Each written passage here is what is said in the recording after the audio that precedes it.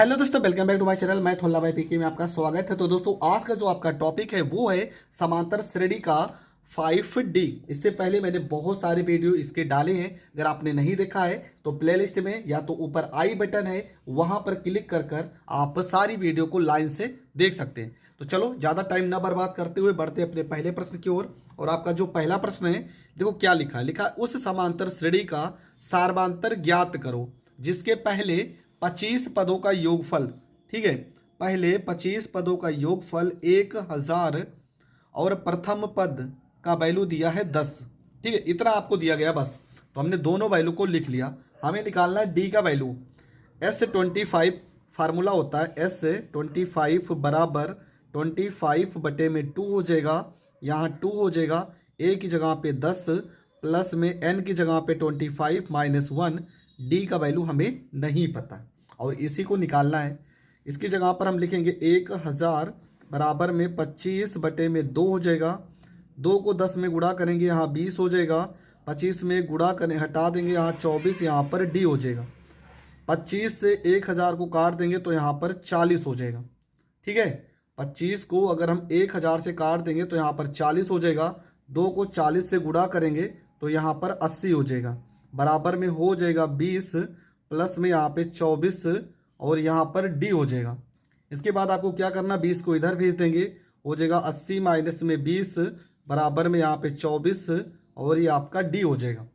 इसके बाद क्या करना है, यहाँ से 80 में से 20 को घटा देंगे, 60 बराबर में 24, यहाँ पर डी हो जाएगा। यहाँ से काट देंगे तो 12 पंचे 60, 12 दूना 24, मतलब डी बराबर आपका हो जाएगा 5/2 और यही आपका हो जाएगा करेक्ट आंसर। आपका जो अगला प्रश्न है, देखो अगले प्रश्न में क्या लिखा है कि उस समांतर श्रेणी का सार्वमांतर ज्ञात करो जिसके पहले 3 पदों का योगफल, पहले 3 पदों का योगफल 1020 और प्रथम पद 5 है। ठीक है, सेम पहले के जैसे प्रश्न है। तो क्या करना है, हमने यहाँ पर वैल्यू को लिख दिया है। प्रथम 3 पदों का योगफल पूछा गया है तो फार्मूला आपको लगाएंगे S3 बराबर, यहाँ 3/2 हो जाएगा, यहाँ पे 2, ए की जगह पे 5 प्लस में एन की जगह पे 3 - 1 और यहाँ पर आपका डी हो जाएगा। S3 की जगह पर 1020 हो जाएगा, यहाँ पे 3/2 हो जाएगा, 2 पंचे 10 हो जाएगा, 3 में से घटा देंगे, यहाँ पर 2D हो जाएगा।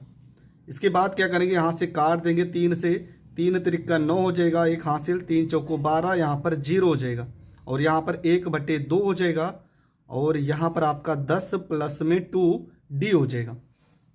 2 को गुणा करेंगे, 34 दूना 68, मतलब 680 हो जाएगा। बराबर में 10 प्लस में 2D हो जाएगा। 10 को इस साइड भेजेंगे तो 680 माइनस में 10 बराबर में 2D हो जाएगा। 680 में से 10 घटा देंगे, 670 बराबर में 2, यहाँ पर D हो जाएगा। 2 से इसको काट देंगे तो D बराबर 2 तिया 6, 2 तिया 6, 1 हासिल गया, 2 पंचे 10 और ये आपका हो जाएगा करेक्ट आंसर। ठीक है, तो पहला और दूसरा सवाल आपको बहुत अच्छे से समझ में आ गया होगा। देखो, आज जो आपका वीडियो है ये आपका लास्ट चैप्टर है, मतलब इसके बाद आपका समांतर श्रेणी पूरी तरह से खत्म हो जाएगा। और फिर भी अगर आपको कहीं पर भी थोड़ा बहुत प्रॉब्लम है तो आप कमेंट करके किसी भी प्रश्न को पूछ सकते हैं। लेकिन इसके बाद जो आपका अगला टॉपिक स्टार्ट होगा वो आपका होगा त्रिकोणमिति। तो वो आपके लिए बहुत ज़्यादा इंपॉर्टेंट है और आप उस वीडियो को, त्रिकोणमिति के किसी भी वीडियो को मिस मत करना। तो बढ़ते हैं अगले प्रश्न की ओर। तो अगले प्रश्न में क्या लिखा, देखो प्रश्न नंबर 3 आप कर लेना, बहुत सरल है, ज़्यादा इसमें कुछ भी नहीं करना है। लेकिन प्रश्न नंबर 4 मैं आपको बता दे रहा हूँ। प्रश्न नंबर 4 में क्या लिखा है कि 60 और 120, ठीक है, 60 और 120, 60 से 120 के बीच सभी विषम संख्याओं का योगफल ज्ञात कीजिए। 60 से 120 के बीच हमें विषम संख्याओं का योगफल ज्ञात करना है। तो 60 के बाद जो विषम संख्या आएगी 61 आएगा, उसके बाद आपका 63 आएगा। 120 के पहले आप जो विषम संख्या आएगा वो आएगा 119। तो फार्मूला लगाएंगे, ए बराबर हो जाएगा 61 और डी का वैल्यू निकालेंगे, 63 में से 61 को घटा देंगे 2, एल का वैल्यू 119 हो जाएगा। फार्मूला एल बराबर में ए प्लस में एन -1, यहाँ पर डी हो जाएगा। एल की जगह पर 119, यहाँ पर 61 प्लस में एन -1, डी का वैल्यू यहाँ पर 2 हो जाएगा। यहाँ पर 119 माइनस में 61 हो जाएगा, n-1 हो जाएगा, गुणे में यहाँ पर 2 हो जाएगा। 9 में से 1 घटा देंगे तो यहाँ पर 8 हो जाएगा, और 11 में से 6 घटा देंगे तो यहाँ पर 5 हो जाएगा, बराबर में n-1 हो जाएगा, गुणे में यहाँ पर 2 हो जाएगा। 2 से 59 को 58 को काट देंगे तो यहाँ पर 29 हो जाएगा, यह आपका हो जाएगा 29, बराबर में n-1। -1 को इस साइड भेजेंगे तो 29 + 1 हो जाएगा, यहाँ पे n आ जाएगा।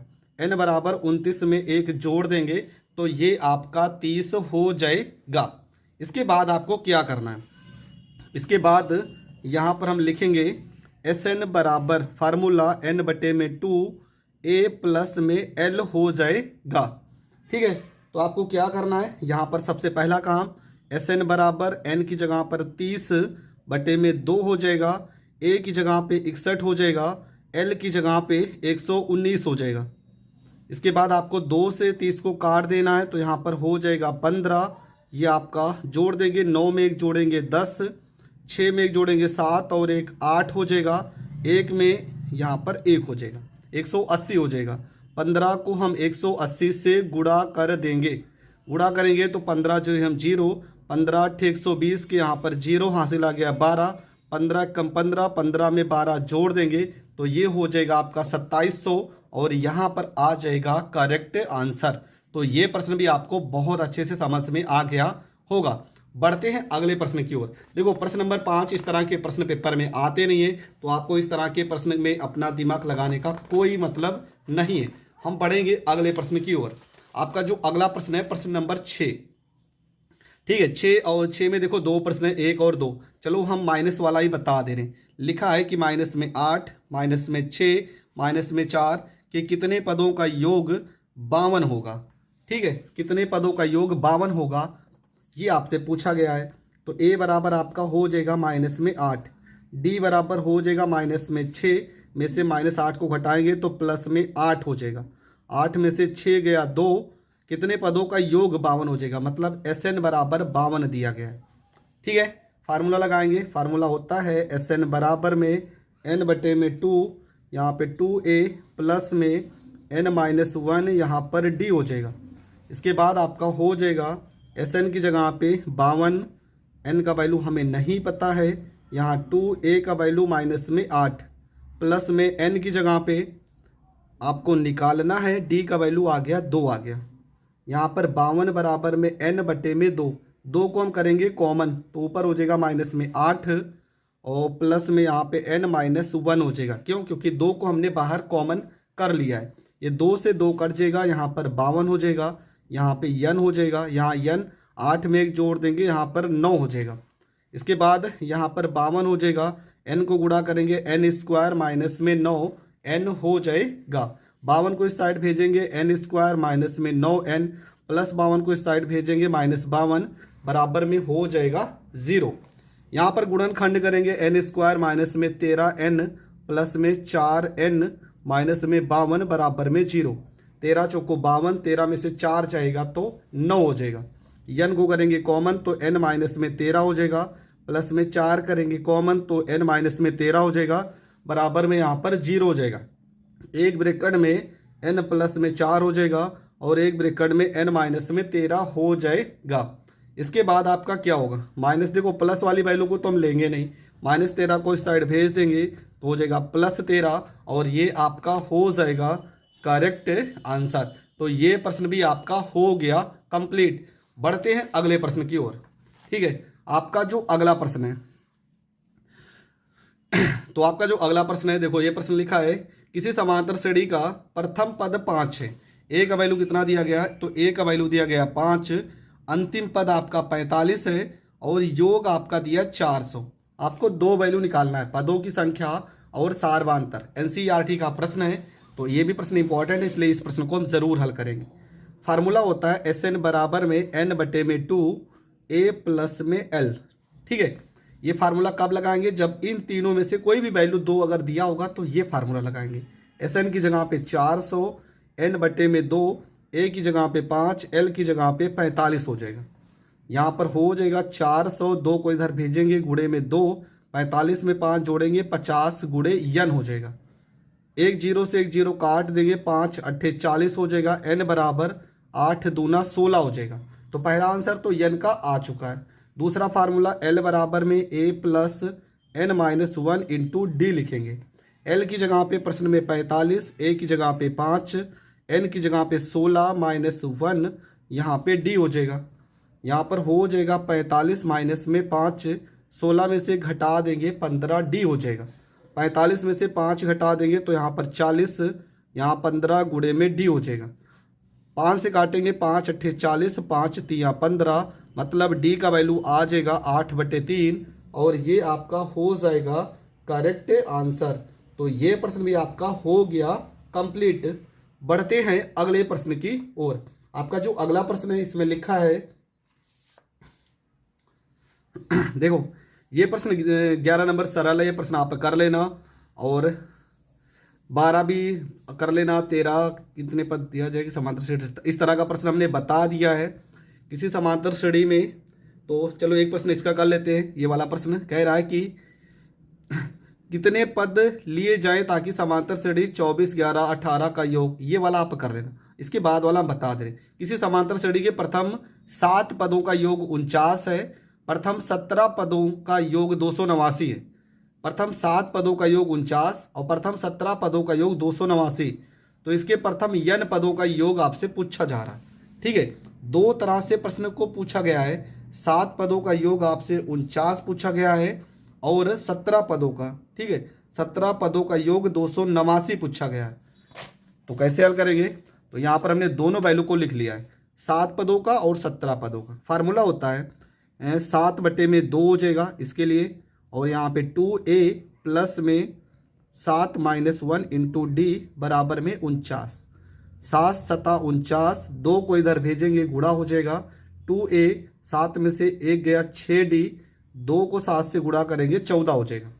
यहाँ 2 अगर हम कॉमन कर लें तो a प्लस में 3d बराबर आपका 14 हो जाएगा। 2 से 14 को काटेंगे 7 हो जाएगा। a प्लस में 3d बराबर में 7, समीकरण फर्स्ट हो जाएगा। s 17 बराबर क्या हो जाएगा? 17/2 हो जाएगा। 2a हो जाएगा, 17 माइनस में 1 हो जाएगा, यहाँ d हो जाएगा बराबर में 289 हो जाएगा। 17 17 आपका हो जाएगा 289 हो जाएगा। यहाँ पर 1/2 हो जाएगा। यहाँ पर आपका 2a प्लस 17 में से घट जाएगा 16d हो जाएगा बराबर में यहाँ पे 17 हो जाएगा। हम करेंगे क्या? 1/2, यहाँ 2 से हम कर लेते हैं कॉमन, तो हो जाएगा आपका a प्लस में 2 अट्ठे 16, 8d बराबर में 17 हो जाएगा। ये 2 से 2 को काट देंगे, a प्लस में 8d बराबर में 17, समीकरण क्या हो जाएगा? समीकरण हो जाएगा सेकेंड। समीकरण फर्स्ट आ गया, समीकरण सेकेंड आ गया। इसके बाद क्या करना है? यहाँ पर लिखना है a प्लस में 8d बराबर में 17, a प्लस में 3d बराबर में 7 हो जाएगा। माइनस माइनस माइनस, a से a कट जाएगा, 8 में से 3 घटा देंगे 5d हो जाएगा, 17 में से 7 घटा देंगे 10 हो जाएगा। 5 दूना 10, d बराबर आपका 2 आ जाएगा। d का मान रखने पर, d का मान रखने पर हम d का मान रखते हैं तो चलो a प्लस में 8d बराबर 17 हो जाएगा। तो यहाँ पर a प्लस में 8 गुणे 2 बराबर में 17 हो जाएगा। a प्लस में 16 बराबर 17, a बराबर 17 प्लस 16 को इस साइड भेजेंगे माइनस 16, a बराबर आ गया 1।